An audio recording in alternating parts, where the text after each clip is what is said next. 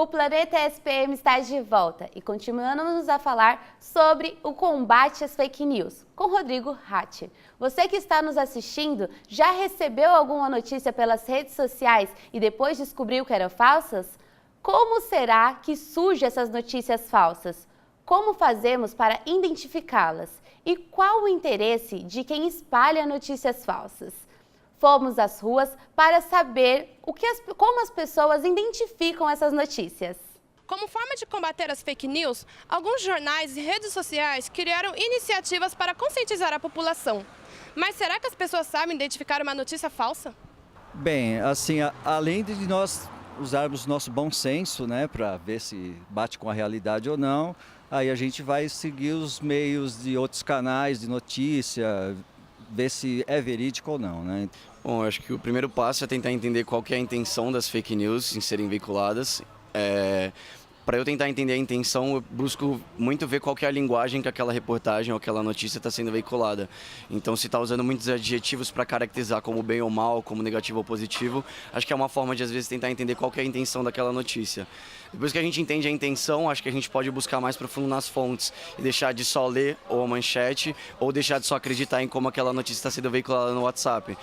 Uma das primeiras agências voltadas para o fact-check foi o site Aos Fatos. Criado em julho de 2015, o site já foi mencionado por matérias de jornais brasileiros e internacionais, além de receber apoio do Facebook, que tem se empenhado para diminuir o compartilhamento de notícias falsas em sua plataforma.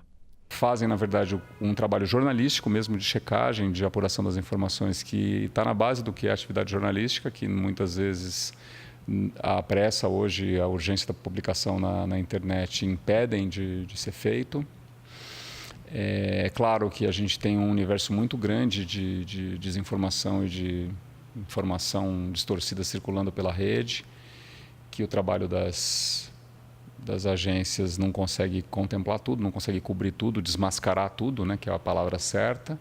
Mas essas agências têm sim realizado um trabalho importante aí de checagem de informação. Recentemente, o projeto Comprova reuniu 24 veículos de comunicação, com o objetivo de checar notícias sobre as eleições de 2018. Por meio de um número de WhatsApp, é possível denunciar conteúdos suspeitos ou falsos sobre os candidatos e seus programas de governo. Como você tem grandes jornalistas de grandes veículos de comunicação fazendo esse combate à desinformação e veiculando isso nas redes desses veículos, você aumenta a credibilidade desse trabalho e amplia o acesso que as pessoas, o alcance dessa informação mais, vamos dizer assim, qualificada, checada para a população de uma maneira geral. Então é um trabalho muito interessante aí dos veículos e dos jornalistas envolvidos. Rodrigo, qual é, na sua opinião, a importância das agências de checagens na atualidade brasileira? Eu acho, Caroline, que elas são importantes sim, porque, bom, primeiro que não existia esse ramo, né, do fact-checking até 2, 3 anos atrás. A gente viu no VT aí a criação da Aos Fatos remonta a 2015, então nós estamos falando de uma coisa muito recente. São importantes, mas a gente precisa também entender a limitação delas, né? Qual que é a questão? Eu vejo dois problemas. Primeiro, o desmentido, ele é sempre publicado a posteriori, né? Depois que a mentira já foi divulgada. Então, você nunca tem o mesmo alcance para o desmentido que você tem da mentira. Isso é super comprovável, né? Vídeos falsos com milhões de visualizações e você tem ali o desmentido com, sei lá, centenas de milhares, no melhor dos casos, né? E a outra questão que eu acho importante pontuar é que você tem uma melhoria, sim, da qualidade das equipes de checagem, mas ainda os melhores jornalistas não estão nessas equipes, então as equipes são muito júniores ainda. Eu acredito que você precisa trazer bons profissionais, os melhores mesmo, porque o procedimento de checagem de informações não é um procedimento trivial. É difícil, é demorado, é custoso, então precisa se investir mais na checagem de fatos. Certo.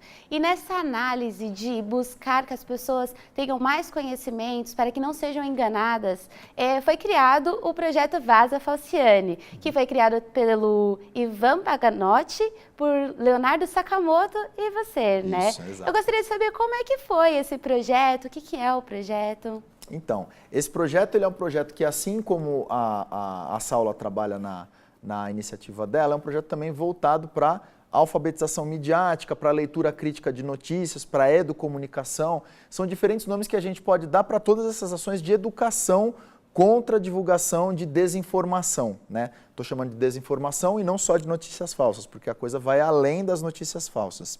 Esse é um curso online, Caroline, que a gente estruturou para ser totalmente gratuito. Então, as pessoas podem acessar a página, é um site chamado vasafalciani.com.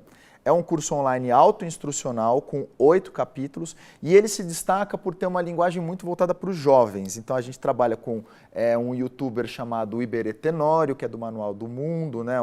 Um canal bem conhecido aí dos adolescentes. A gente desenvolveu muitos memes, testes, vídeos curtos, mini docs, né? Para a gente conseguir atingir esse público que a gente acha que é fundamental a educação dessa próxima geração para que elas não sejam tão impactadas pelas notícias falsas. Certo. Na revista Science, mostra que 70% das notícias, 70% delas tende a viralizar quando elas são falsas. Elas têm mais chances de viralizar quando são falsas. A minha pergunta é como fazer com que o jornalismo profissional se torne relevante para a população? Esse é um problemão, né? Eu acho que o jornalismo também é um culpado por esse ecossistema de notícias falsas. Eu diria que em uma década ou duas ele veio se degradando, né? Os padrões de qualidade de jornalismo vieram diminuindo. Se você pega a lista das 5 notícias verdadeiras e das 5 notícias falsas mais compartilhadas no dia da eleição americana, em 2016, pela manchete você quase não vai conseguir dissociar uma da outra. Então a gente teve no jornalismo uma introdução muito grande da opinião na informação, uma introdução muito grande do discurso polêmico, estridente, com adjetivos. É importante que o jornalismo retome as suas origens de um discurso mais sereno, mais pautado pelo relato dos fatos, que ambicione, no meu entendimento, trazer os preceitos de busca da imparcialidade, embora a gente saiba que na realidade isso é uma utopia, mas deve ser o norte do jornalista. Pluralidade de fontes, não entrevistar sempre fontes de um mesmo lado e não só as fontes que estão sempre disponíveis, né? Eu acho que isso tem a ver com a melhoria dos padrões jornalísticos como um todo. E num longo prazo eu acredito que o jornalismo pode se tornar mais crível, retomar sua credibilidade a partir desses procedimentos. Rodrigo, muito obrigada pela sua participação aqui no programa ESPM. E vocês que estão nos assistindo, obrigada pela sua audiência. O Planeta ESPM fica por aqui.